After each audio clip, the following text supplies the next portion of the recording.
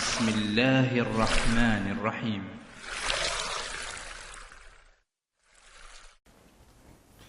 Bismillahirrahmanirrahim. Assalamualaikum warahmatullahi wabarakatuh.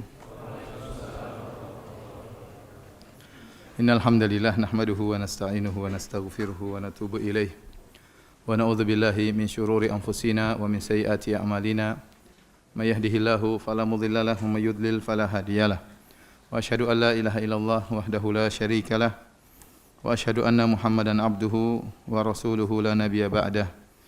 يا أيها الذين آمنوا اتقوا الله حق تقاته ولا تموتن إلا وأنتم مسلمون يا أيها الناس اتقوا ربكم الذي خلقكم من نفس واحدة وخلق منها زوجها وبث منهما رجالا كثيرا ونساء واتقوا الله الذي تساءلون به والأرحام إن الله كان عليكم رقيبا يا أيها الذين آمنوا اتقوا الله وقولوا قولا سديدا يصلح لكم أعمالكم ويغفر لكم ذنوبكم ومن يطع الله ورسوله فقد فاز فوزا عظيما أما بعد فإن أصدق الحديث كتاب الله وخير الهدى هدى محمد صلى الله عليه وسلم وشر الأمور محدثاتها وكل محدثة بدعة وكل بدعة ضلالة وكل ضلالة في النار.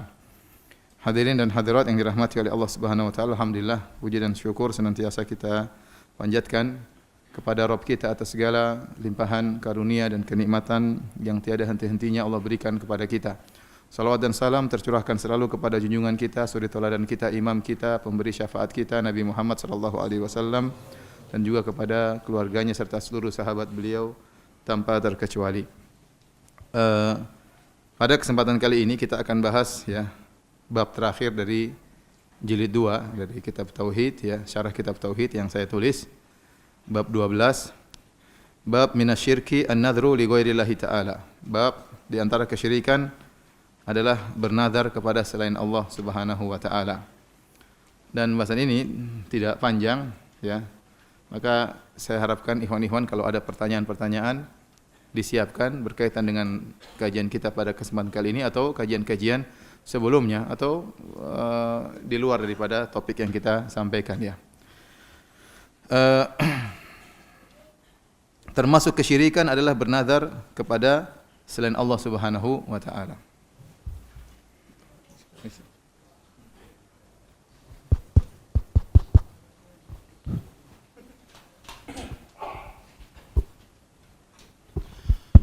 An-nadhar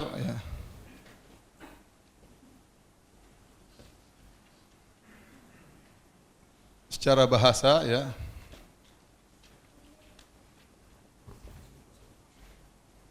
secara syar'i ada dua itlaq, dua penggunaan sebagaimana disebutkan di dalam buku Yang pertama bimakna dengan makna umum, dengan makna yang umum. Makna umum artinya ibadah. Adapun makna yang khusus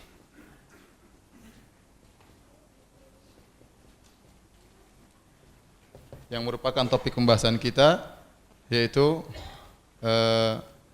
seseorang mewajibkan dirinya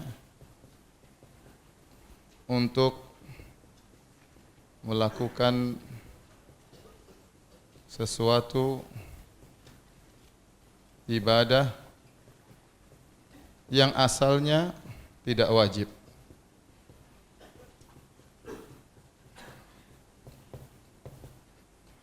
Contoh makna umum seperti firman Allah Subhanahu wa taala, yufuna bin nadri.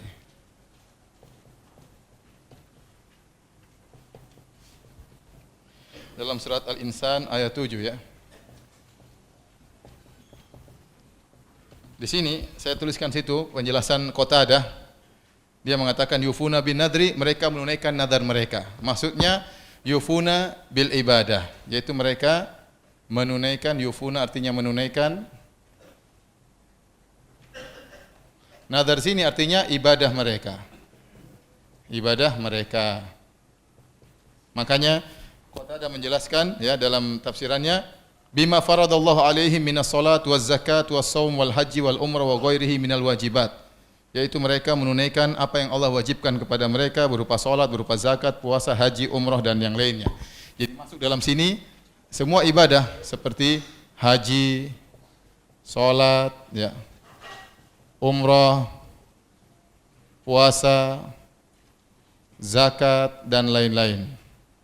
Ini contoh bahwasanya nazar terkadang maknanya umum, maksudnya adalah ibadah.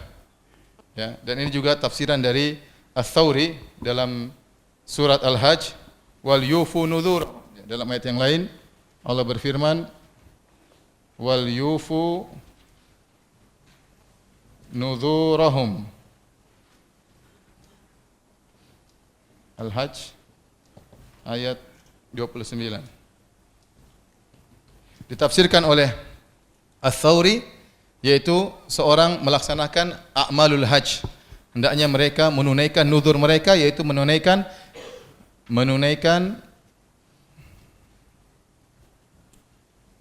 ibadah-ibadah mereka. Ibadah-ibadah mereka dalam haji. Seperti ya tawaf, seperti apa namanya? Iya, tawaf, benar. Kemudian apa? Sa'i. Kemudian apa? Wukuf. Apa lagi? Mabit dan lain-lain, ya. Di sini perhatikan Allah menggunakan kalimat nuzur. Yufuna bin nadri, kalau di sini wal yufu nuzurahum. Ternyata nazar di sini maksudnya apa?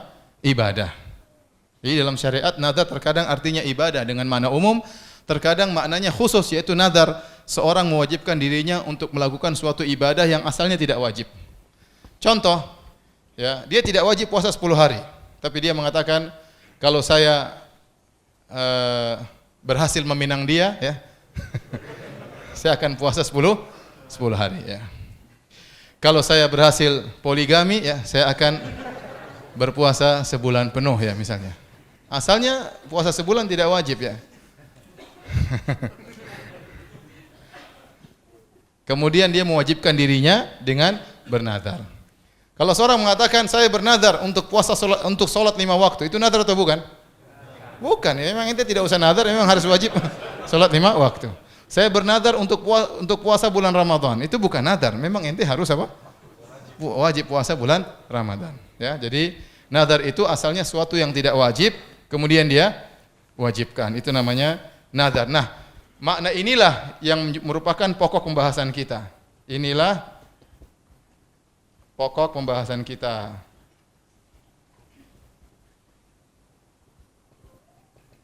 Yang dalam bab kita ini apa? Minasyirki an-nadhru li ghairillah. Di antara kesyirikan adalah bernazar kepada selain Allah Subhanahu wa taala. Nah, sekarang kita bahas nazar ini juga. Nazar yang kita ini ada dua. Ya. Nazar kepada Allah. Nazar. Ingat ya, nazar ya, bukan nazar ya. Nazar kepada Allah. Yang kedua, nazar kepada selain Allah. Allah. Dalam kurung apa? Nazar apa? Syirik. Nazar syirik.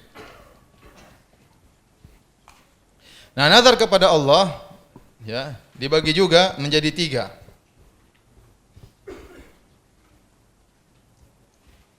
Namanya nazar ketaatan untuk melakukan ketaatan.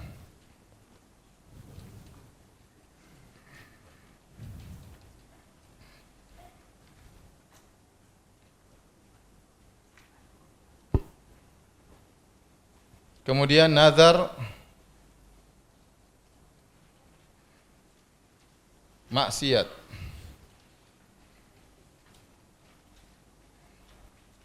Yang ketiga, nazar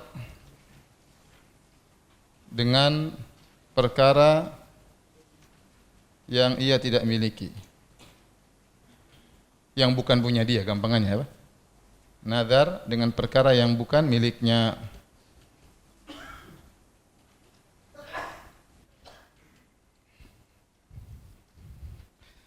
Taib, perhatikan di sini. Jadi nazar dengan makna khusus seorang mewajibkan dirinya untuk melakukan suatu ibadah yang asalnya tidak wajib, dia wajibkan. Inilah pokok pembahasan kita. Dan ini terbagi menjadi dua secara umum, nazar kepada Allah, nazar kepada selain Allah. Nazar kepada Allah ada tiga juga. Nazar untuk melakukan ketaatan, nazar melakukan maksiat, nazar dengan perkara yang bukan miliknya. Yang ini ada dua juga ya. Namanya nazar muqayyad atau nazar mutlak. Yang satunya nazar muqayyad.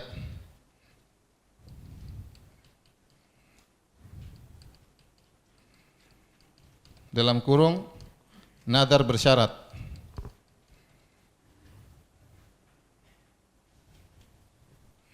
Nazar mutlak seperti tiba-tiba kita bernazar, saya bernazar akan berhaji 3 kali dalam hidupku. Asalnya dia hanya bernazar, hanya wajib haji berapa kali? 1 kali. Tanpa ada sebab. Dia tidak ada mempersyaratkan. Dia bilang saya bernazar untuk bangun masjid misalnya. Contoh apa dia mengatakan apa? Demi Allah saya bernazar untuk apa tadi? Bangun masjid. Contohnya lagi untuk apa? Untuk haji berapa kali? 3 kali. Contohnya lagi untuk poligami. Kenapa sensi banget sih? Poligami ketaatan bukan?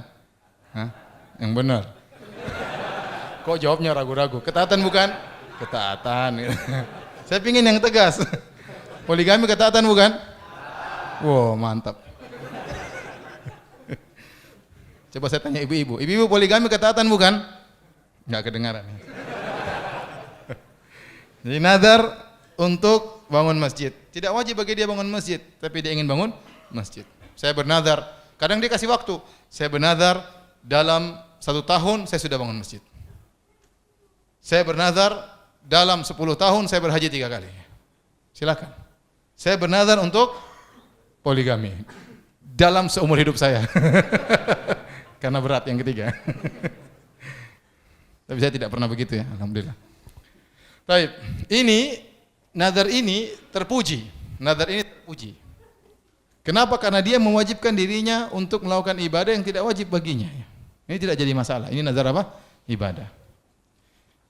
Yang kedua, nazar bersyarat. Contohnya, kalau saya sembuh, saya umrah. Kalau enggak sembuh, enggak jadi umrah. Dia kasih syarat, kalau saya sembuh, saya umrah. Kalau enggak sembuh, enggak jadi umrah. Contohnya apa lagi? Kalau saya naik pangkat, ya, saya puasa 2 bulan misalnya. Kalau enggak naik pangkat, dia enggak puasa. Paham? Yang ketiga, kalau saya apa tadi? Kalau bukan. Kalau saya berhasil. Kalau saya berhasil ya. Kurang lengkap ini. Kayak ini paling susah ini dalam kehidupan ini. Kalau saya berhasil ya. Berhasil. Hurufnya besar semua ya. Poligami ya. Saya poligami lagi.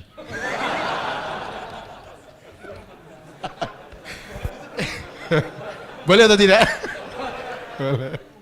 Kalau saya berhasil poligami yang pertama, saya akan poligami yang kedua. Ibu-ibu ini semua bercanda ibu-ibu ya, jangan diambil hati ya. Saya juga termasuk para penakut ibu-ibu ya. Ini hanya untuk menguatkan diri.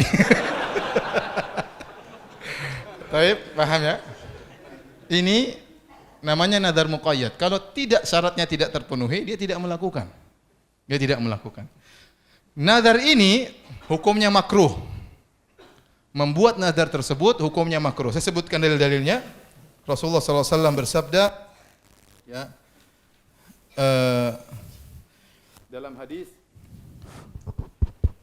Dalam hadis Ibnu Umar, Rasulullah SAW annahu naha 'anil nadhar. Rasulullah SAW melarang dari nadhar, maksudnya nadhar yang ini. Nadhar muqayyad, nadhar bersyarat. Wa qala innahu la ya'ti bi khair. Dan Nabi berkata nadhar itu yang model seperti ini tidak mendatangkan apa? Kebaikan. Wa inna ma yustakhraju minal bakhil, dan ini hanya dikeluarkan dari orang yang pelit. Dia mau sedekah tunggu syaratnya terpenuhi. Dia mau umrah tunggu syaratnya terpenuhi. Dia mau ini tunggu syaratnya terpenuhi. Berarti dia pelit. Kalau Allah tidak penuhi persyaratannya, dia tidak akan melakukan ibadah tersebut. Ya. Makanya hukum asalnya makruh. Seorang kalau bernadar, nadar yang mutlak, saya ingin bikin dakwah, nadar aja. Saya bernadar akan bangun masjid. Tidak perlu kalau saya begini, kalau saya tanpa persyaratan. Tapi kalau dengan persyaratan, maka hukum nadarnya adalah makruh. Contoh yang lain dalam hadis Ibnu Umar juga, beliau berkata, awalam yunhu anin nadar, bukankah mereka telah dilarang untuk nadar? Bahkan sebagian ulama yang berpendapat nadar ini hukumnya haram, tidak boleh. Ada yang berpendapat hukumnya apa? Haram. Namun yang benar dia makruh, ya, tidak sampai pada haram. Inna Nabi SAW qal, sungguhnya Nabi SAW bersabda, inna nadhar la yuqaddimu syai'an wa la yuakhir. Nadhar itu tidak memajukan sesuatu dan tidak mengakhirkan sesuatu. Jadi tidak ada merubah sesuatu, enggak ada masalah. Ente nadhar tidak ada nadhar, enggak ada hubungannya dengan apa yang ente syaratkan.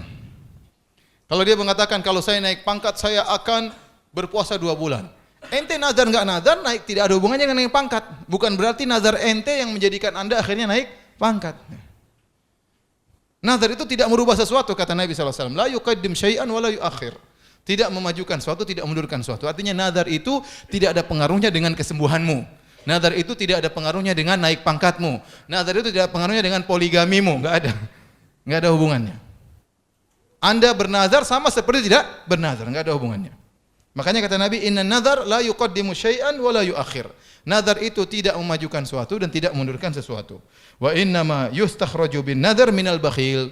Tetapi dikeluarkan kebaikan dengan nadhar dari orang yang apa? Bakhil, orang yang pelit.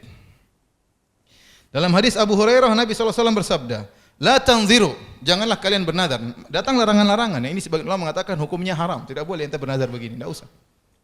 La tanziru, tadi awalam yunhu anin nadhar, bukankah mereka telah dilarang dari bernadar? Dalam hadis yang lain, la tanziru, kata Nabi, janganlah kalian bernadar. Fa inna nadhar la yughni minal qadari syai'an. Nadhar tidak bisa merubah takdir sama sekali. Nadhar tidak bisa merubah takdir sama sekali. Wa inna ma yustakhraju minal bakhil. Tetapi nadhar itu dikeluarkan dari orang yang pelit. Saya masih ingat pernah ya banyak orang bernadar begini ya. Jadi saya katakan hukum membuat nadar seperti ini adalah makruh. Hukum asalnya. Tapi kalau dia sudah bernadar, maka wajib dia tunaikan. Kalau dia sudah bernadar, maka wajib dia apa? Tunaikan. Wajib, bukan lagi sunnah. Karena dia sudah mewajibkan dirinya dengan sesuatu yang asalnya tidak wajib. Ya. Dan kalau dia tunaikan nadar tersebut, maka Allah puji. Yufuna bin nadri. Allah mengatakan mereka telah menunaikan nadar mereka. Tetapi asalnya membuat nadar seperti ini, hukumnya makruh ya. Tapi kalau dia sudah berjanji, maka ditunaikan. Seperti dahulu saya pernah dengar Malik Fahad rahimahullahu taala pernah sakit. Kemudian dia bernadar, kalau saya sembuh saya akan menaikkan beasiswa para mahasiswa. Dan benar waktu dia sembuh, mahasiswa Universitas Islam Madinah gajinya dinaikkan. Tapi dia sakit cuma sekali ya. Coba kalau sakit 3 kali, nadar terus, naik gaji 3 kali ya. Jadi apa namanya, pernah dan semua gaji dinaikkan. Dia sembuh dari penyakit. Saya tidak menemui masa tersebut, tapi saya dengar konon kakak kelas saya cerita demikian ya. Ya, masya Allah dia sembuh, dia mau kasih naik gaji beasiswa seluruh mahasiswa ya. Taib. Adapun nadar maksiat ya. Contoh seperti dia bernadar ya. Dia mengatakan misalnya demi Allah ya. Demi Allah saya akan memutuskan silaturahmi misalnya. Silaturahmi. Memutuskan silaturahmi maksiat atau bukan? Maksiat, enggak boleh. Demi Allah saya akan bunuh dia misalnya. Ini juga apa? Maksiat. Tidak boleh ya. Ini tidak boleh. Maka itu tidak boleh dilakukan, tidak boleh dikerjakan. Tapi dia nadarnya karena Allah. Dia mengatakan demi apa? Demi Allah. Karena Allah. Tapi yang dia nadarkan adalah kemaksiatan. Maka itu tidak diperbolehkan. Maka nadar ini tidak boleh dikerjakan. Ya, tidak boleh dikerjakan. Hukumnya haram. Kalau yang ini wajib dan ini wajib, nazar mutlak wajib dikerjakan, nazar muqayyad wajib dikerjakan, nazar maksiat tidak boleh dikerjakan karena hukumnya adalah maksiat kepada Allah Subhanahu wa taala. Kemudian nazar yang ketiga, nazar dengan perkara yang bukan miliknya. Contohnya dia mengatakan demi Allah kalau saya sembuh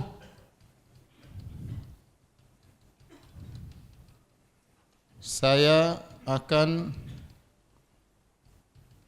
mensedekahkan motornya si abang. Motor orang dia sedekahkan. Itu namanya nazar dengan yang tidak dia miliki. Dia tidak mampu. Ya. Tidak bukan yang dia miliki atau dengan perkara yang tidak mampu untuk dia lakukan. Nazar ini juga tidak boleh dikerjakan. Ya, tidak boleh dia kerjakan. Nah, kedua nazar ini, ya, nazar maksiat, nazar yang bukan miliknya haram untuk dikerjakan, tetapi harus bayar kafarah. Harus bayar apa? Kafarah. Karena dia bernazar dengan nama Allah Subhanahu wa taala. Kafarahnya kafaratul yamin. Kafaratul yamin yang Allah sebutkan dalam surat Al-Maidah kalau enggak salah ayat 89. Coba antum buka Al-Maidah ayat 89. Ada yang bawa Al-Qur'an? Ya. La yu'akhidhukumullahu billaghwi fi aymanikum walakin yu'akhidhukum bima aqadtumul ayman. Fa kafaratuhu it'amu asyrati masakin min awsati ma tut'imuna ahlikum aw kiswatuhum aw tahriru raqabah. Faman lam yajid fasiyamu thalathati ayyam dzalika kafaratu aymanikum idza halaftum wahfadhu aymanakum. Benar ayat berapa? Ya 89. Jadi kafarahnya kafarah sumpah. Kafarah apa? Sumpah. Saya bacakan ayatnya.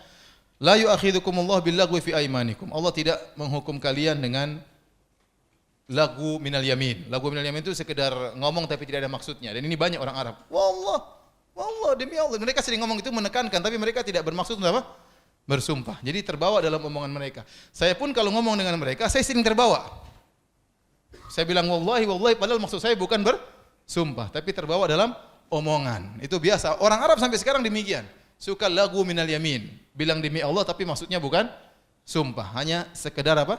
Pembicaraan. Itu tidak dianggap oleh Allah Subhanahu wa taala. Walakin yu'akhidhukum bima aqadtumul aiman. Tetapi benar-benar sumpah yang akan dianggap oleh Allah Subhanahu wa taala. Nah, kalau seorang tidak menunaikan sumpahnya, dan ini sumpah, nazar itu bagian dari apa? Sumpah. Kata Allah, fa kafaratuhu it'amu asyrati masakin. Maka kafarahnya adalah dengan memberi makan kepada 10 orang miskin min awsati ma tut'imuna ahlikum. Yaitu dengan makanan yang biasa, yang tengah-tengah, yang biasa kalian makan, kalian berikan kepada keluarga kalian. Kalau di rumah kita biasa setiap hari makan ayam, kadang-kadang kambing, kadang-kadang tempe, seringnya ayam, maka itulah yang kita kasihkan, yang tengah-tengah. Bukan juga makanan yang paling enak yang terkadang kita makan, tapi makanan yang sering kita makan, kita masak, kita berikan kepada fakir miskin, 10 orang. Atau pilihan yang kedua, au kiswatuhum, atau memberi pakaian kepada mereka. Kita belikan 10 baju, kita berikan kepada 10 orang.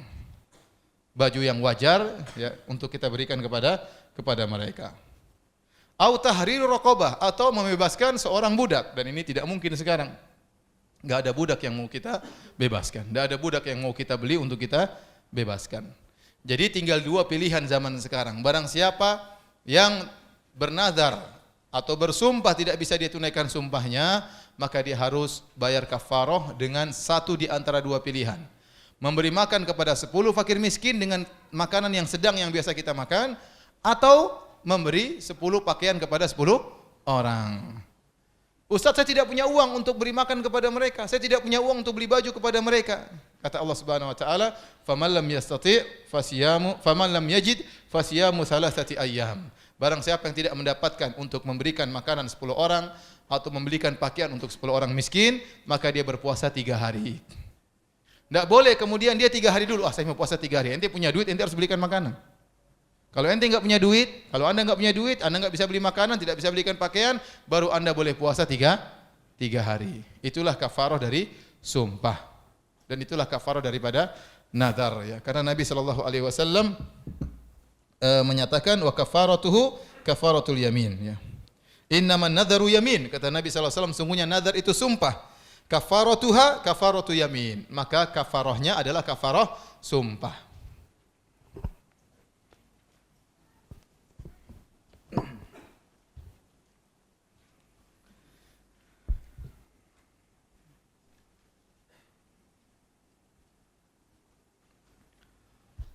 Baik, hadirin dan hadirat yang dirahmati oleh Allah Subhanahu wa taala.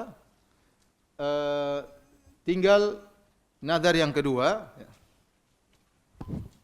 Yang ini nazar kepada selain Allah, nazar syirik. Inilah pembahasan dari bab 12 yang sedang kita bahas, yaitu nazar kepada selain Allah. Yaitulah nazar syirik, ya.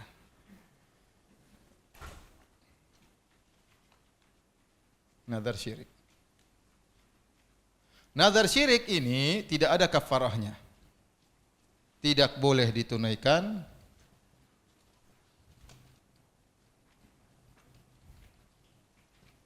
Dan tidak ada kafarahnya.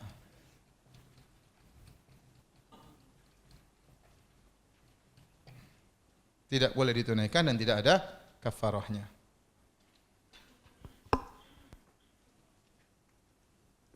Kenapa tidak ada kafarahnya? Karena tidak ada penghormatan terhadap kesyirikan. Dia bukan nazar kepada Allah, tapi nazar dengan nama selain Allah. Nazar untuk selain Allah Subhanahu wa taala, maka tidak boleh ditunaikan karena itu haram, hukumnya syirik, dan tidak perlu juga ada kafarahnya. Cukup dia bertobat kepada Allah Subhanahu wa taala. Cukup dia bertobat kepada Allah Subhanahu wa taala. Contoh seperti seorang yang bernazar kepada kuburan atau bernazar kepada malaikat Jibril atau bernazar kepada nabi dan yang semisalnya dalam rangka mendekatkan diri kepada mereka. Ya. Saya bacakan perkataan Asy-Syarbini, salah seorang ulama dari mazhab Syafi'iyah, dalam kitabnya Mughnil Muhtaj, jilid 6 halaman 256. Kata beliau, "Wa ammal manzur lil musyahad alladhi yabitu ala qabri waliyin aw nahwihi." Adapun nazar, yaitu memberikan penerangan kepada orang yang hendak bermalam di kuburan wali fulan atau yang semisalnya. Fa in qasada nadhiru bidzalika tanwir ala man yaskunul buq'ata aw yataraddadu ilaiha fa huwa naw'u qurbatin. Kalau ternyata yang bernazar tadi dia bernazar untuk misalnya taruh penerangan di situ, kasih lilin di situ dalam rangka untuk memberi cahaya agar orang yang berziarah ke kuburan tersebut, mungkin ada yang datang di malam hari, ada yang datang di maghrib, ada yang datang di subuh hari, ya, supaya dia bisa melihat jalan, maka ini tidak mengapa, karena ini adalah memberi penerangan kepada orang yang hendak ziarah kuburan. Wa in qasada bihil iqad alal qabri walau ma'a qasdi tanwir fala. Adapun kalau dia ingin mengagungkan kuburan dengan memberikan penerangan kepada kuburan, maka ini tidak boleh, karena Rasulullah SAW melarang. Ya, melarang dinyalakan api bagi kuburan, menerangkan, memberi penerangan kepada apa? Kuburan. Karena itu mengantarkan kepada kesyirikan. Ya, bahkan Ibnu Hajar Al-Haytami memasukkan hal ini dalam Al-Kabair, dalam kitabnya Az-Zawajir an Iktirafil Kabair. Perkara-perkara yang mengantarkan kepada kesyirikan berkaitan dengan kuburan termasuk dosa besar, kata beliau. Seperti memberi penerangan di kuburan, contoh seperti apa namanya? Salat ke arah kuburan misalnya, ya. Dan seperti membuat bangunan tinggi di kuburan, ini semua dilarang, termasuk larangan-larangan yang berkaitan dengan kuburan. Makanya dia berkata, adapun kalau dia niatnya adalah untuk menerangi kuburan, meski disertai tujuan untuk memberi penerangan kepada orang yang datang, maka ini tidak boleh. Tidak boleh, karena termasuk dari pengagungan terhadap kuburan. Wa in qasada bihi wa huwal ghalibu minal ama. Perhatikan sini perkataan ulama Syafi'iyah. Kalau ternyata tujuannya memberi bernazar saya bernazar akan pasang lampu di kuburan, saya bernazar akan taruh lilin di kuburan. Ya.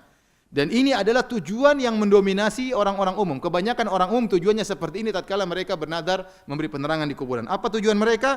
Ta'dhimal buq'ati awil qabr, dalam rangka untuk mengagungkan kuburan tersebut, aw taqarrub ila man dufina fiha, atau bertaqarrub mendekatkan diri kepada orang yang dikubur dalam kuburan tersebut, aw nusibat ilaihi, atau kuburan yang dianggap kuburan seseorang, belum tentu ada orangnya di situ, ya. Fa hadza nadhrun batilun ghairu munaqid. Maka inilah nazar yang batil, yang tidak sah. Fa innahum ya'taqiduna anna li hadhil amakin khususiyatin li anfusihim wa yarawna anna an-nadhara laha mimma yandafi'u bihil bala. Kata mereka, karena mereka tatkala bernazar memberikan penerangan di kuburan tersebut, mereka punya keyakinan bahwasanya kuburan-kuburan ini punya kekhususan, punya keistimewaan, yang dengan keistimewaan tersebut bisa menolak bala dari mereka. Ini tidak boleh, ini kesyirikan. Ya, karena niatnya untuk mengganggukan apa? Penghuni kubur. Ini perkataan ulama Syafi'iyah. Nazar tersebut nazar kesyirikan. Saya bacakan lagi perkataan Syekh Qasim dari mazhab Hanafi. Dan tadi dia mengatakan apa? Yang ingin saya sampaikan, wa huwal ghalib minal amah, dan tujuan inilah yang kebanyakan dilakukan oleh orang awam. Tujuan yang memberi penerangan di zaman dia di kuburan dalam rangka untuk mengagungkan apa? Kuburan, dan itu kesyirikan. Dan dia mengatakan inilah tujuan kebanyakan orang awam. Ya. Karena saya sering dengar orang sekarang mengatakan, ngapain kita bahas tauhid? Tidak ada kesyirikan sekarang. Saya bilang tidak ada kesyirikan. Ya. Orang masih banyak minta kuburan, masih banyak orang nangis-nangis, kayaknya mendekatkan diri kepada penghuni kubur. Ya. Orang minta-minta kepada penghuni kubur masih banyak. Yang pakai jimat masih banyak, percaya dukun masih banyak, dukunnya saja masih banyak. Ya. Masih banyak, ya, masih banyak. Ya. Patung-patung masih dibangun di sana sini. Ya. Banyak orang-orang besar yang pergi ke dukun, ya. Banyak orang percaya kepada wali-wali, banyak. Masih banyak. Masih banyak percaya kepada jin-jin, masih banyak percaya kepada tukang sihir, masih banyak pelet, masih banyak santet, masih banyak di tanah air kita. Dukun sangat banyak. Bahkan saya dengar diekspor ke mana? Ke Malaysia. Jadi ente kalau mau cari duit gampang ente. Ente bikin kuburan palsu, ente tulis kuburan Mbah ini. Orang datang semua ke situ, ya. 300 meter masuk. Terus kuburannya ente hiasi, dikasih kaligrafi orang, ente kasih pasang 2 orang aja sebagai pemancing, orang ramai. Benar atau tidak? Benar. Kalau orang cari jalan pintas, lewat kuburan biasanya lebih cepat berhasil, lebih cepat sukses, lebih cepat ini, lebih macam-macam. Jadi keyakinan seperti ini masih banyak. Kata dia, ini perkataan ulama Syafi'iyah tadi, wa hadha huwal ghalib minal ammah, dan inilah kebanyakan tujuan orang awam kalau ke kuburan memberi penerangan dalam rangka untuk pengagungan terhadap apa? Tempat tersebut atau pengagungan terhadap kuburan tersebut. Itu ulama Syafi'iyah. Sekarang saya bacakan perkataan ulama dari Hanafiyah. Syekh Qasim berkata, wa amma an-nadhru alladhi yunziruhu aktsarul awam ala ma huwa musyahadun ka an yakuna li insanin ghaibun aw maridun aw lahu hajatun daruriyatun fayati ba'dhu as-sulaha fayaj'alu sutratan ala ra'sihi fayaqulu ya sayyidi fulan in rudda ghaibi aw ufiya maridi aw qudiyat hajati falaka min adh-dhahab kadza aw min al-fiddah kadza. Kata beliau, adapun nadar yang kebanyakan orang awam melakukannya, dan ini yang kita saksikan, kata dia. Jadi ini terjadi di zaman beliau. Nadarnya kebanyakan orang awam dan ini disaksikan. Seperti seorang ada sesuatu yang hilang, entah barangnya hilang, ada anaknya hilang, ada sesuatu yang hilang darinya. Atau dia adiknya sakit, istrinya sakit, atau kakaknya sakit, atau dia punya kebutuhan yang daruri, maka dia datang kepada kuburan sebagian orang soleh. Kemudian dia meletakkan sutra di atas kepalanya, semacam penutup di atas kepalanya. Kemudian dia berkata kepada penghuni kubur, ya sayyidi fulan, wahai wali fulan, wahai tuanku fulan, wahai sunan fulan, in rudda ghaibi au fiya maridi, kalau barang hilangku bisa kembali, atau orang yang sakit di rumah bisa sembuh, au qudiyat hajati, atau keinginanku terkabulkan, maka aku akan berikan emas kepadamu atau berikan perak kepadamu sekian dan sekian. Au minat ta'am akadha, atau saya akan berikan makanan di sini sekian dan sekian. Au minal ma' kadza, atau saya letakkan air di sini di kuburan ini sekian dan sekian. Au minas syama' kadza. Bahkan di sini dia tidak menyebutkan kuburan. Dia datang kepada orang yang masih hidup. Mohon maaf, dalam perkataan Syekh Qasim di sini dia menyebutkan orang datang kepada orang soleh langsung masih hidup. Dia datang, wahai Pak Ustaz, Pak Kiai, kalau barang saya bisa kembali, ya, urusan ente gimana caranya. Pokoknya kalau barang saya bisa kembali, saya bernadar, saya akan berikan engkau emas gini-gini.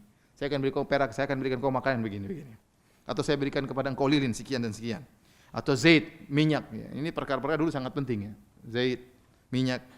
Fahadha nadhru batilun bil ijma'. Kata beliau, inilah nadhar adalah nadhar yang batil dengan kesepakatan para ulama. Liwujuhin, karena banyak perkara yang menunjukkan dia batil. Pertama, annahu nadhrul makhluqin. Karena inilah nadhar kepada makhluk. Ini orang masih hidup, bukan mati. Tapi dia masih hidup, dia pun apa?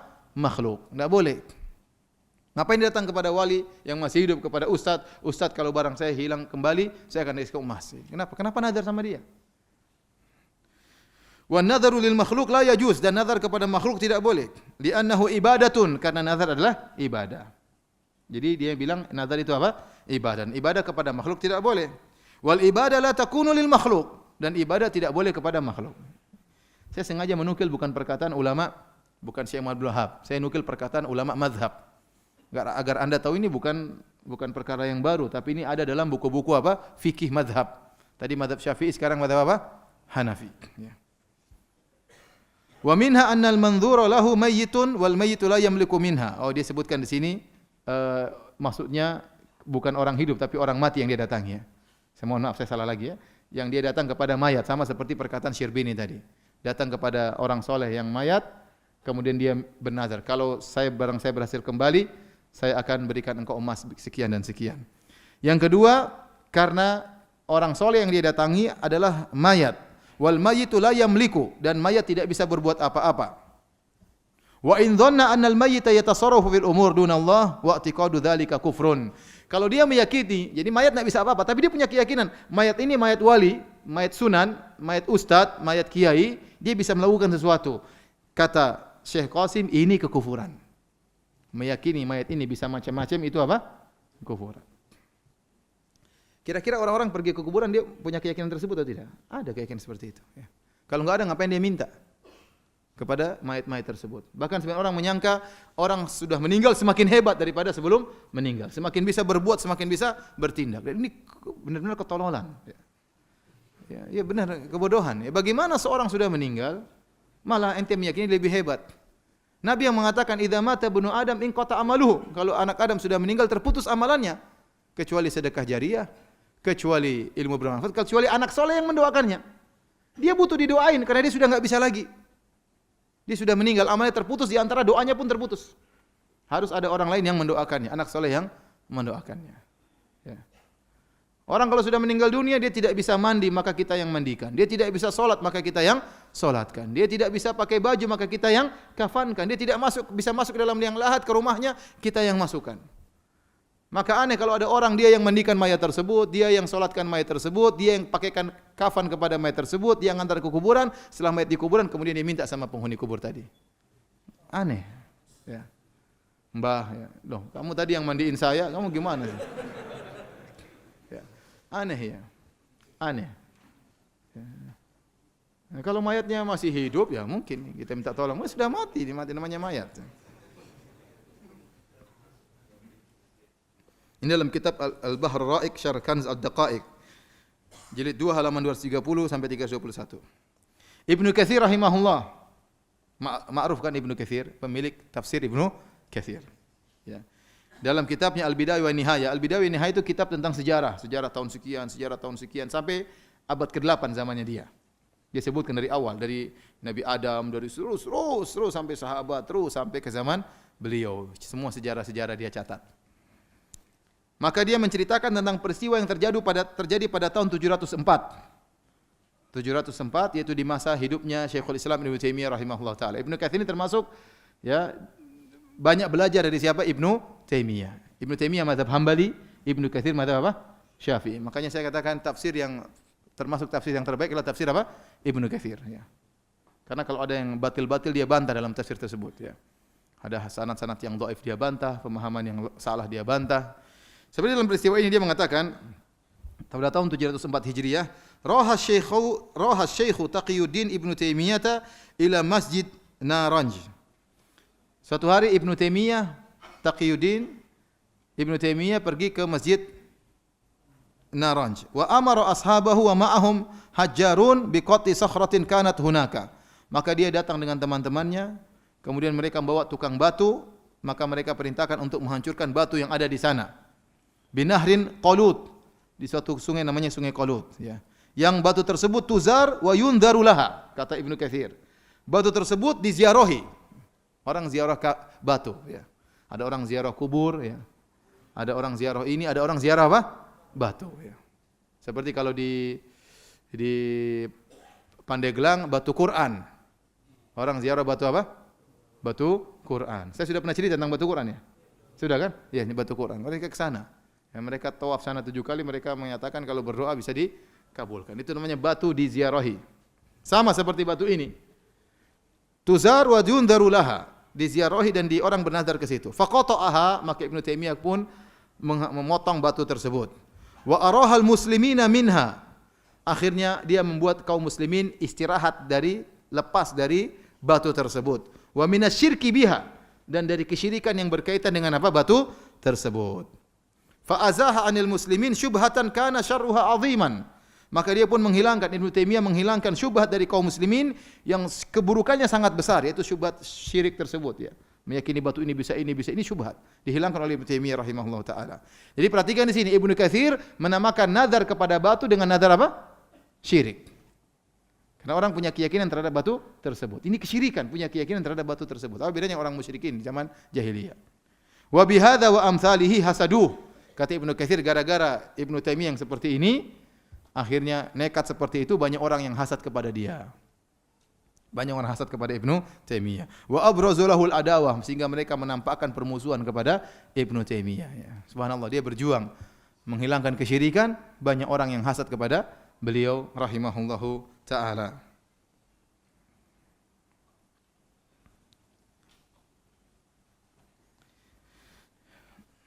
Demikian juga perkataan As-Suwaidi dalam kitabnya Al-Iqdus Tsamin. Kata beliau, baqiya indana suratun ukhra 'alaiha madarun nas fi hadzal zaman.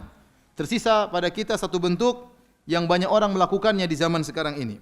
Wa huwa nadhru li ghairillah, yaitu bernazar kepada selain Allah. Kan nazar li Ibrahim al-Khalil, seperti nazar untuk Ibrahim al-Khalil, Ibrahim alaihissalam. Awin Nabi sallallahu alaihi wasallam, atau nazar untuk Nabi. Awin nazar lil amwati salihin, atau nazar untuk orang-orang yang saleh. Faqad jarat hadhihi al-'adatul khabitha fi hadzal waqt. Dan sungguh telah berlaku kebiasaan yang buruk ini di zaman sekarang ini. Min nadhri at-ta'am wasyumu' wal qarabin li ahli al-qubur min al-amwat. Seperti orang yang bernazar untuk memberikan makanan atau memberikan penerangan lilin atau sembelihan-sembelihan kepada para penghuni kubur, dari mayat-mayat penghuni kubur. Kemudian kata beliau, "Lau nadhara lil anbiya aw lil awliya aw lil malaikati fala khilafa baina man ya'lamu dzalik wa yantabihu annahu min syirkil i'tiqad." Seandainya dia bernazar untuk para nabi, untuk para wali, untuk para malaikat, maka tidak ada khilaf bagi orang yang mengerti akan hal ini bahwasanya itu termasuk syirik dalam akidah. Li'anna an-nadhir lam yanzur hadzal nadhar illa li'tiqadihi fil manzur lahu. Karena dia tidak bernazar kepada mayat tersebut, kepada nabi, kepada wali, kecuali dia punya keyakinan terhadap mayat-mayat tersebut. Annahu yadhur wa yanfa wa yu'ti wa yamna, ya. Karena mayat tersebut bisa memberi, bisa mencegah, ya. Imma bi tabi'ihi, karena memang mayat tersebut bisa dengan sendirinya, wa imma bi quwwati sababiyyati fihi, atau memang sebabnya sangat kuat, memang dia yakin dari Allah, tapi Allah menciptakan sebab mayat ini bisa punya pengaruh, dan itu juga kesyirikan. Karena kalau ada orang kita bilang mayat tidak bisa apa-apa, ya memang mayat tidak bisa apa, tapi Allah yang bikin dia bisa apa-apa. Ini sering mereka katakan. Dia bantah dua-duanya. Dia bilang ada yang meyakini mayat tersebut dengan sendirinya bisa beri manfaat atau mudarat, atau sebab dengan mayat tersebut akan mendatangkan kemudarat manfaat dari Allah atau menolak kemudarat dari Allah. Dua-duanya tidak boleh. Dua-duanya tidak boleh, karena Allah tidak pernah menjadikan mayat sebagai sebab untuk menolong orang. Tidak ada, ya. Saya pernah bantah sebagian orang berpendapat demikian, kata dia, apa Anda mengingkari kemahaesaan Allah, kekuasaan Allah? Allah mampu membuat mayat bisa memberi manfaat, bisa memberi mudarat. Saya bilang, memang mampu, tapi mana dalilnya? Allah bisa jadikan kotoran sebagai makanan, tapi mana kotoran ini jadi makanan? Enggak ada. Kalau hanya kalau ya, mana buktinya? Allah bisa jadikan HP ini ya bisa jadi rumah. Membuat tidak? Allah mampu, tapi HP ini tidak pernah jadi rumah. Kalau hanya kalau ya, kata mereka, kalau Anda meragukan mayat bisa beri manfaat, Anda ragu dengan kekuasaan Allah. Dari mana seperti itu? Nah, itu kesyirikan. Kalau kita orang-orang musyrikin berdalil dengan demikian bagaimana? Ya. Mereka menyembah berhala, kalau mereka bilang Allah mampu bikin berhala ini memberi manfaat dan mudarat, nah terus gimana ente jawab? Jadi aneh. Logika mereka berfikir mereka berubah, terbalik. Harusnya mayat tidak bisa apa-apa kita doain, malah mayat kita minta doa sama mayat. Logikanya terbalik. Subhanallah, setan bermain pada akal mereka. Ya. Harusnya mayat justru kita doain mayat tersebut, malah dia minta doa kepada mayat. Subhanallah, waktu habis juga ya. Baik, dia lanjutkan. Nah, kalau ada orang ya, dan saya nukilkan juga fatwa ulama Mesir tentang nazar. Jangan nanti bilang ini Saudi terus. Ini ulama Mesir ya. Fatwa Darul Ifta Al-Misriyah. Dia berkata, mereka berkata, an-nadharu li ashabil adriha wal awliya wa salihin batilun bil ijma'. Nazar untuk penghuni adriha itu kubah-kubah itu loh, yang di atas kuburan, milik para wali atau milik para orang-orang saleh adalah batil dengan kesepakatan para ulama. Li'annahu nadharun lil makhluk, karena ini nazar untuk makhluk, wa huwa ghairu jaizin, dan ini tidak diperbolehkan. Li'anna nadhara ibadah, karena nazar adalah apa? Ibadah. Wa hiya la takunu li makhlukin abadan, dan ibadah tidak boleh diberikan kepada makhluk selamanya. Wa li'annal mandzura lahu mayyitun, dan yang diberi nazar adalah mayat. Wal mayyitu la yamlik, dan mayat tidak bisa apa-apa. Perkataan yang indah. Ini mayat wali, mayat solihin tidak bisa apa, yang bilang apa? Para ulama Mesir. Tidak bisa apa-apa. Idza dhanna an-nadhiru anna al-mayyita yatasarrafu fil umur duna Allah Subhanahu wa ta'ala wa taqadahu kana dzalika kufran. Ya, kalau ternyata dia meyakini bahwasanya mayat bisa melakukan apa-apa ya tanpa Allah Subhanahu wa ta'ala, ya selain Allah, maksudnya dia bisa melakukan selain Allah, dia mayat juga bisa melakukan apa-apa, dan dia meyakini hal tersebut, maka ini merupakan kekufuran.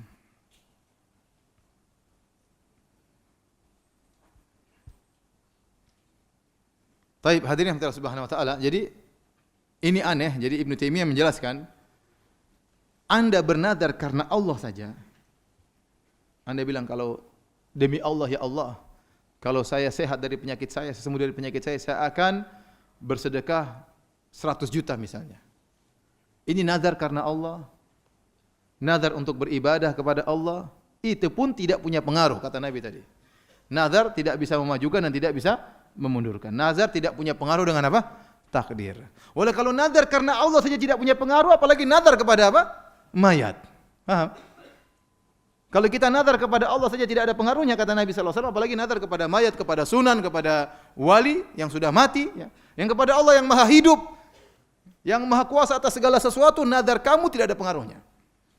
Kata Nabi tidak ada pengaruhnya. Apalagi nazar kepada mayat. Ini apa, cerdasnya Ibnu Taimiyah. Saya suka sisi pendalilannya ini ya. Ya, bagaimana orang sampai terbalik pemikirannya, logikanya sampai terbalik, fitrahnya sampai berubah ya. Sedangkan nazar kepada Allah tidak punya pengaruh, apalagi nazar kepada mayat. Dalam bab ini Al-Imam Muhammad bin Abdul Wahhab rahimahullahu taala membawakan dalil-dalil yang menunjukkan bahwasanya nazar adalah ibadah. Karena kalau kita sudah paham nazar adalah ibadah, maka sepakat ibadah tidak boleh diberikan kepada makhluk, siapapun makhluk tersebut, apakah malaikat, apakah para nabi, apalagi di bawahnya para wali, para sunan, ya, apalagi mayat-mayat, tidak boleh. Di antara dalil bahwasanya nazar adalah ibadah, yang pertama surat Al-Insan, yufuna bin nadri wa yakhafuna yawman kana syarruhu mustatira. Allah memuji mereka, kata Allah, mereka menepati nazar dan mereka takut akan suatu hari yang azabnya merata di mana-mana. Ya, di sini Allah memuji orang-orang yang menunaikan nazar. Tatkala Allah memuji perbuatan mereka, menunjukkan perbuatan mereka tersebut adalah apa? Ibadah. Ya, kemudian juga kata Allah dalam surat berikutnya, surat Al-Baqarah ayat 70, "Wa ma anfaqtum min nafaqatin aw nadartum min nadrin fa innallaha ya'lamu." Infak apa saja yang kau infakkan atau nadar yang kalian nadarkan, sungguhnya Allah mengetahuinya. Artinya Allah akan membalasnya. Jadi kalau Allah mengetahui, maksudnya Allah akan membalas dengan kebaikan. Ini juga dalil bahwasanya nazar merupakan ibadah. Kemudian beliau membawakan satu hadis dalam Sahih Al-Bukhari dari Aisyah radhiyallahu taala anha bahwasanya Rasulullah SAW bersabda, "Man nadhara an yuti Allah falyuti'hu." Barang siapa yang bernazar untuk taat kepada Allah, maka taatlah. "Wa man nadhara an ya'siyallah fala ya'sih." Barang siapa yang bernazar untuk maksiat kepada Allah, maka jangan dia penuhi. Ini dalil juga bahwasanya nazar adalah ketaatan. Saya sebutkan juga dalil yang lain, dalil yang menunjukkan bahwa nazar adalah ibadah. Dari hadis riwayat Imam Ahmad yang disahihkan oleh para pentahqiq Musnad Imam Ahmad, an Kardam bin Sufyan annahu sa'ala Rasulullah sallallahu alaihi wasallam, dari sahabat Kardam bin Sufyan radhiyallahu anhu, beliau bertanya kepada Rasulullah sallallahu alaihi wasallam, an nadrin nudhirahu fil jahiliyah, dia pernah bernadar waktu dia masih jahiliyah. Faqala lahu Nabi sallallahu alaihi wasallam, maka Nabi bertanya kepadanya, ali wathanin aw linusubin, kau dulu bernadar untuk berhala, untuk patung?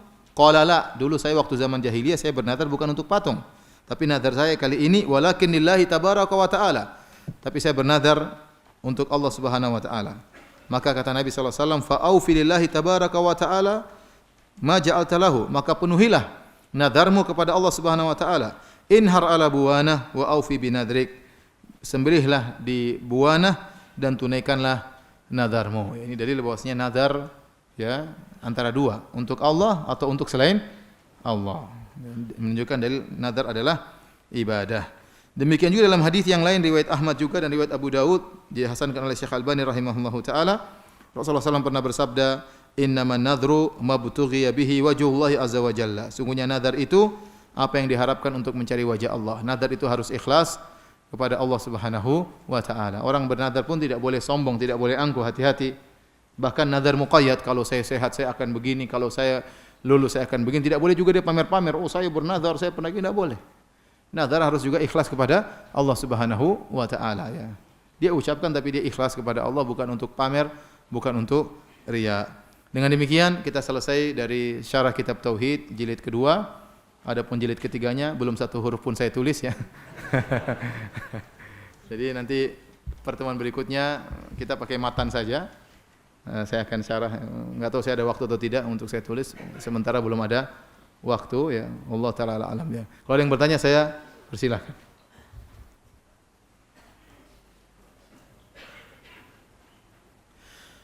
Ustadz, bagaimana cara kita menyikapi ustadz yang menyampaikan ilmu namun pada kenyataannya dia tidak mengamalkannya? Tentunya ya Ibnu Sirin mengatakan ya inna hadzal ilma dinun fanzuru amman ta'khuduna dinakum. Sungguhnya ilmu adalah agama, maka lihatlah dari mana engkau mengambil agamamu. Maka perlu memilah-milih ustaz, perlu untuk kritis ya, dan dalam memilih ustaz ya. Kalau ustaz tersebut tidak mengamalkan apa yang dia sampaikan sekali, dua kali, tiga kali, wajar, dia juga manusia. Ya. Dosa-dosanya juga ada, kekurangan juga ada. Tapi kalau seluruh dia yang sampaikan dia selisihi ya. Zahir dari dia terlalu banyak maksiat, maka tinggalkan ustaz tersebut. Tidak pantas untuk kita ambil ilmu dari orang seperti itu ya. Tapi kalau ustaz tersebut punya salah 1, 2, 3 itu wajar ya. Kalau antum mempersyaratkan ustaz harus mengamalkan seluruh apa yang dia sampaikan, saya tidak bisa ceramah di sini. Beneran. Saya tidak bisa ceramah di sini dan saya rasa ustaz lain juga demikian. Berarti Anda hanya bisa mengambil ilmu dari Nabi sallallahu alaihi wasallam yang maksum. Selain Nabi sallallahu alaihi wasallam maka tempat terjerumus dalam kesalahan. Tapi kita lihat apakah orang tersebut terjerumus, ustaz tersebut terjerumus dalam dosa-dosa besar, dosa-dosa kecil banyak atau sedikit ya. Kalau nampak dia selalu berdosa, selalu bermaksiat, maka tinggalkan, itu ustaz bejat namanya, ustaz fasik. Jangan diikuti. Tapi kalau dia punya kesalahan 1, 2, 3 ya wajarlah dia ustaz. Sebagai murid yang baik nasihati dia. Ustaz, saya lihat Anda begini-begini, lewat SMS kah, lewat WhatsApp kah, lewat surat kaleng kah, Anda menyampaikan demikian ya. Katanya Anda menyampaikan ceramah poligami terus tapi tidak pernah poligami. Bercanda ibu-ibu ya, ini biar bapak-bapak semangat aja. Jadi misalnya, Ustaz, saya lihat Anda mengatakan demikian, tapi Anda tidak sholat berjamaah di masjid. Sampaikan. Anda kan yang menyampaikan sholat berjamaah wajib. Itu berarti Anda sayang kepada Ustaz tersebut. Bukan kemudian, Ustaz itu apa ngomong saja. Jangan. Justru Anda menggibah Ustaz, jangan. Justru Anda nasihat. Kita dapat ilmu dari Ustaz tersebut, kita berterima kasih. Ya, bersyukur. Dia pernah membimbing kita kepada, meskipun satu kebaikan apapun, kita pernah mendapatkan kebaikan dari dia, maka kita balas kebaikan dia dengan menasihatinya. Tentunya dengan sembunyi-sembunyi, dengan surat kaleng, dengan WhatsApp, dengan SMS. Satu bertemu 4 mata, apakah baiknya nasihat tersebut? Semoga ustaznya mendengar ya. Tapi saya katakan tadi, jadi kalau ustaz tersebut banyak melakukan maksiat, berarti dia fasik, maka tinggalkan. Jangan ambil ilmu dari orang seperti itu. Tapi kalau dia sekali salah, dua kali salah, itu wajar. Setiap orang demikian ya. Ustaz, saya mau bertanya, apa hukum kencing berdiri? Asalnya sunnahnya adalah kencing duduk ya. Namun Rasulullah SAW meriwayatkan pernah kencing berdiri ya. Dalam satu hadis ini menunjukkan sesekali kita kencing berdiri boleh. Tapi sunnahnya adalah kencing dalam kondisi apa? Duduk. Sebagaimana sunnahnya seorang minum dalam kondisi duduk. Namun diriwayatkan Nabi pernah minum dalam kondisi apa? Berdiri. Ya, beliau pernah minum air Zam-Zam dalam kondisi berdiri. Namun juga jangan dipahami sunnahnya minum Zam-Zam berdiri, tidak ya. Tapi Rasulullah SAW pernah minum dalam kondisi berdiri sekali dua kali dan dipraktekkan oleh Ali bin Abi Thalib. Disebutkan juga oleh Ibnu Abbas. Maka para ulama menjelaskan sunnahnya hukum minum adalah dengan duduk, tetapi boleh sesekali kita minum apa? Berdiri. Bagaimana bila nazar yang terkadang tidak sengaja terucap dalam hati dan tidak bisa melakukannya? Kalau dalam hati tidak teranggap. Kalau kita mengatakan demi Allah, jadi kita benar-benar bertekad. Kita ucapkan demi Allah atau saya bernazar, maka itu baru teranggap. Adapun lintasan-lintasan di hati maka tidak teranggap. Banyak kita lintasan-lintasan di sini. Antum banyak lintasan enggak? Pingin ini, pingin anu, ya. Jangan-jangan lintasannya sama.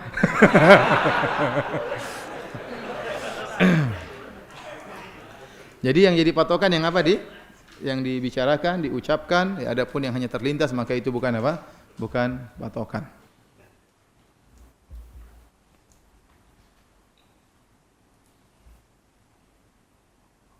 Ustaz, kalau kita makmum dan masbuk dan ikut di rakaat terakhir, di rakaat berikutnya apa kita harus tasyahud awal atau tidak?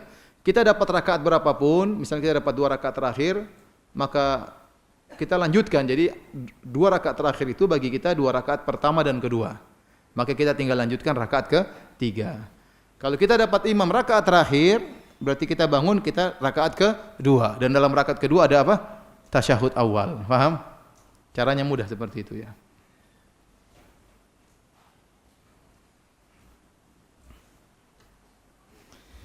Bagaimana akidah orang yang tidak meyakini Allah berada di atas arsy? Apakah dihukumi kufur ya? Yang rajih tidak ya. Rajih tidak. Mereka punya syubhat ya. Mereka punya takwilan, mereka punya syubhat.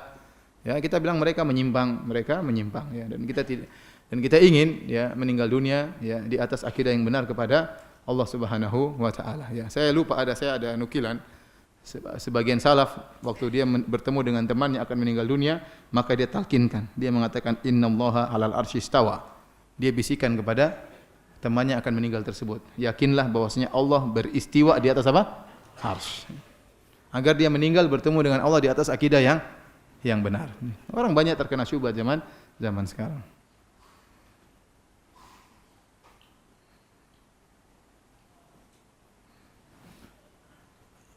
Ustaz, mau tanya bagaimana caranya memantapkan hati untuk terlepas dari khurafat. Ana mau nikah, udah ditetapkan tanggalnya, tetapi ada dari keluarga dan tetangga katanya hari itu wetonnya enggak boleh buat nikah. Dan saya mencoba menjelaskan dan saya tetap menikah insyaallah tanggal itu. Mohon doanya dan para jamaah ya. Kita doakan semoga dimudahkan. Saya rasa ini istri pertama.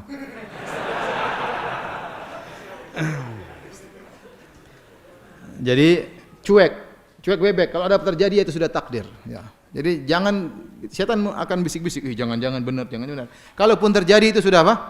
Takdir. Enggak ada hubungannya dengan, tidak ada hari-hari buruk. Hari-hari buruk itu adalah kesyirikan. Itu namanya tatoyur ya. Saya sampaikan tidak ada dalam Islam hari buruk, tidak ada tanggal buruk, tidak ada tempat yang buruk ya, kecuali yang berkaitan dengan apa? Maksiat. Ya. Allah menyebutkan tentang kaum Ad fi yaumi nahsin, di hari yang sial mereka ya. Kenapa mereka bermaksiat tatkala hari tersebut? Maka Allah kirim azab.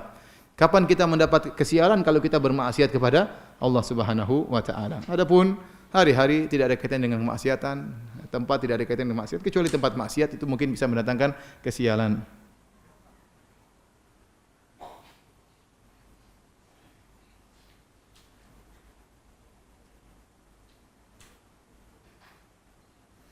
Bagaimana jika istri masih belum bisa taat terhadap syariat Islam?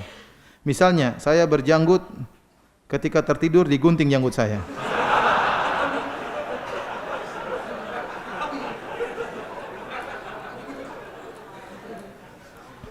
Ketika saya bangunkan untuk salat subuh, selalu mengeluh masih mengantuk. Sabar ya. Istri juga perlu didikannya. Ya udah dia jenggot. Kita tidak berdosa bang, jenggot kita yang cukur apa? Dia. Tidak ada masalah ya. Sabar ya. Tinggal pelihara lagi. Dia cukur pelihara lagi, nggak ada masalah. Ya. Saya pernah menghadapi kasus yang sangat aneh ya. Jadi beberapa kasus, tapi di antaranya yang sangat aneh. Jadi ada orang datang kepada saya habis pengajian datang, kemudian dia menangis. Saya bilang ada apa? Dia bilang Ustadz, istri saya tidak suka kalau saya berjenggot. Kenapa kalau berjenggot? Dia tidak ada hasrat sama saya sama sekali kalau dijenggot. Dia menolak berhubungan gara-gara ada jenggot. Sedih banget ya. Kasihan banget. Antum cuma dicukur aja nah. Ini sampai tidak ada hasrat sama sekali.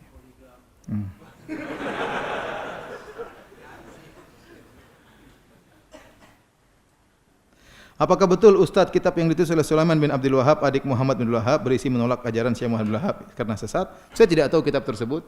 Kalaupun benar tidak merubah hakikat. Ada bapak, anaknya mengingkari bapaknya. Nabi Nuh diingkari oleh anaknya, Nabi Ibrahim diingkari oleh bapaknya. Emang kalau saudara kandungnya Syekh Muhammad bin Abdul Wahab mengingkari Syekh Muhammad bin Abdul Wahab, terus kenapa?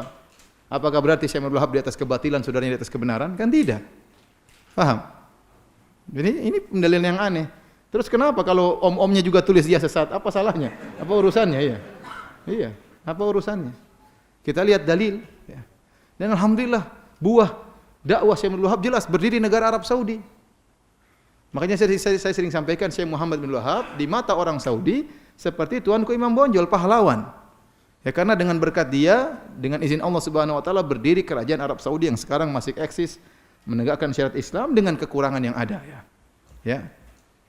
Tapi satu-satunya negara yang berasaskan Al-Quran dan Sunnah siapa? Arab Saudi. Arab Saudi. Semua negara yang katanya Islami, begitu mereka pegang kekuasaan tidak berani menyatakan asas kami Al-Quran dan Sunnah. Yang berani cuma Arab Saudi. Ya. Oleh karenanya kebaikan beliau sangat banyak. Lihat orang sekarang berhaji dengan mudah, orang umroh dengan apa? Mudah, alhamdulillah, keamanan yang luar biasa di sana ya. Banyak kebaikan-kebaikan. Itu di antara buah dakwahnya Syekh Muhammad bin Abdul Wahab. Kalau orang bilang dia sesat ya biasa, kalau orang tidak suka menyatakan demikian. Kita bilang mana dalilnya? Ya, dalilnya mana? Selama saya ajar antum selalu buku Syekh Abdul Wahab, ada kesesatan yang antum dapatkan? Ya. Jadi awal kita belajar tentang kesyirikan, tidak boleh, ini haram, ini kesyirikan. Ini buku yang sangat luar biasa, buku kitab tauhid ini. Kenapa? Karena dia menjelaskan tentang syirik secara detail. Menjelaskan syirik secara apa? Detail. Ya. Dan itu jarang kita dapatkan dalam buku-buku yang lain.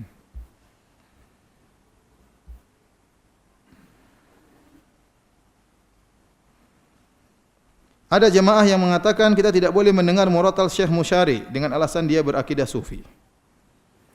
Pertama, mana dalilnya Syekh Musyari Rasid Al-Afasi berakidah apa? Sufi. Ya. Kalau dia suka bernasyid bukan berarti dia orang apa? Sufi. Karena sufi itu sekarang identik ya. Orang bilang sufi punya identik, punya akidah tersendiri. Ya, memang dia suka bernasyid itu urusan dia dengan Allah Subhanahu wa taala. Ya. Kalau mendengar murotalnya jadi hukumnya haram, ini aneh ya. Kalau ada misalnya ada orang enggak sholat dia baca Quran, kita boleh enggak dengar dia baca Quran? Saya tanya sama antum. Ada orang enggak sholat, tapi dia baca Quran, kita boleh enggak dengar dia baca Quran? Ya boleh lah. Enggak ada masalah ya.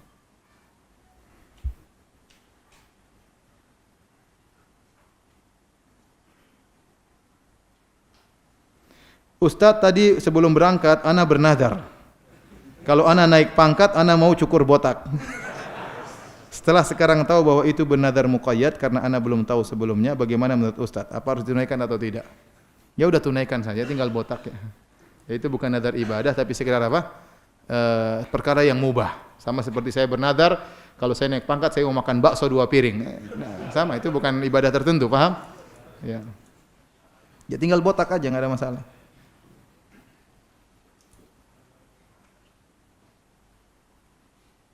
Bagaimana hukumnya saya bernadar akan bersedekah nominal terbesar dalam dompet saya tiap sholat Jumat dengan niat menolak bala agar terhindar dari hal buruk. Bagaimana fungsi sedekah yaitu menolak bala? Ya ini sama, boleh-boleh saja ya. Dan sedekah memang menolak apa? Menolak bala, ya, menolak keburukan. Ya. Kata Nabi SAW, "Sona'iul ma'ruf taqi masari as-su', atau kama qala Nabi sallallahu alaihi wasallam, perbuatan-perbuatan baik menghalangi kesudahan yang buruk ya.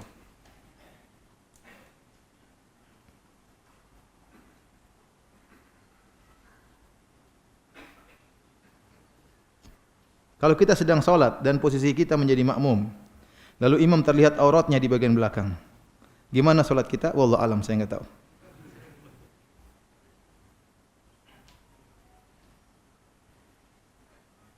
Kalau kita sudah bernazar kemudian tidak bisa memenuhinya, kafaratnya bagaimana? Sudah kita jelaskan tadi dalam surat Al-Maidah ayat 89.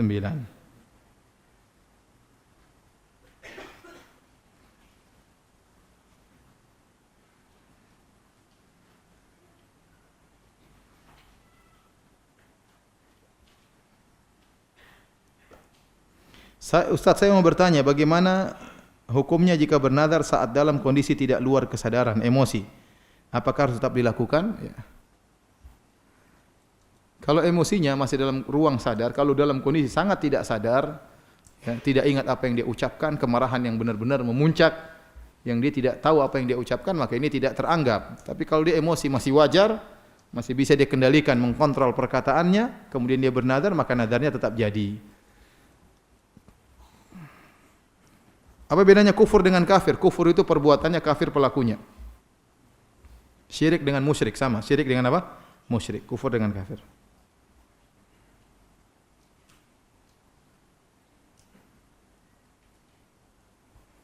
Wah, masih banyak ya. Sudah cukup lah sampai di sini.